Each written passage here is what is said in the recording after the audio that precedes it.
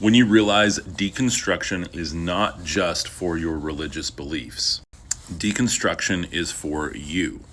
You have to deconstruct not only what you've been taught to believe, but what you've agreed to believe, and also who you are, what you've done, where you've been, how you perceive yourself, and how you perceive you're perceived. And here's the wild part. You realize that this actually never really stops. I think a lot of people start their deconstruction journey and they're looking to find an end to it.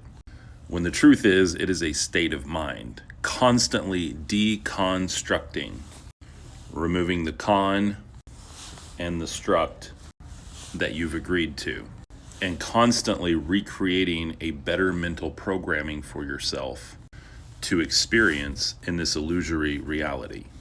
And my friend, I love your comment, because you are realizing what so many other people are realizing and that I've had to realize myself.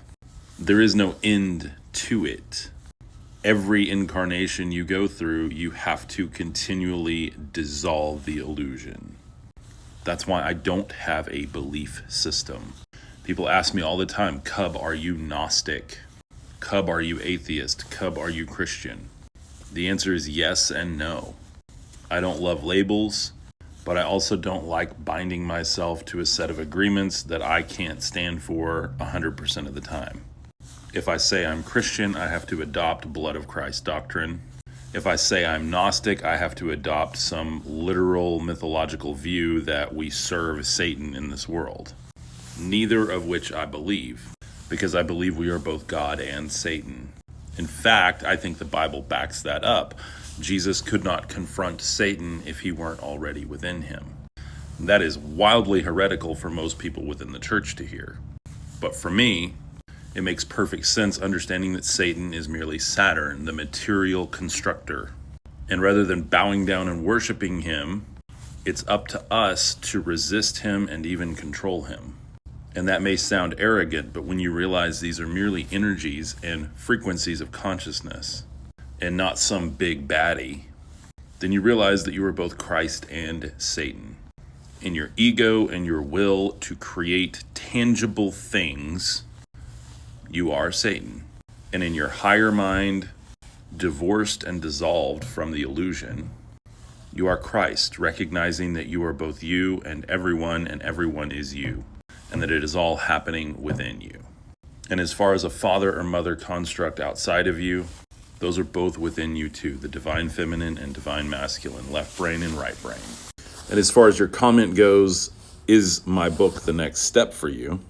It is the next step for many people. However, it's not the next step for you if it's not the next step for you.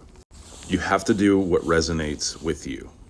And I started finding answers when I stopped trying to find answers.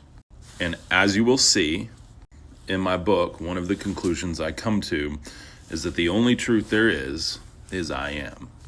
Because when God came to Moses, he said, I will become what I become. That's why we see God in the Bible both acting as Satan, Savior, Deliverer, Provider, Divine Judge, Forgiver.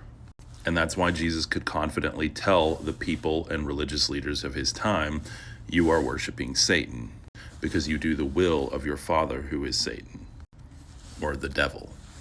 I don't believe he was literally telling them that they were worshiping the devil, but that's what they had turned the quantum force of God into. Thank you, my friend. And if you'd like to check out the book, mysteriesofancientwisdom.com is where you can grab it right now. I highly recommend getting it on order if you want to beat the Christmas rush. And I'll see you on the other side.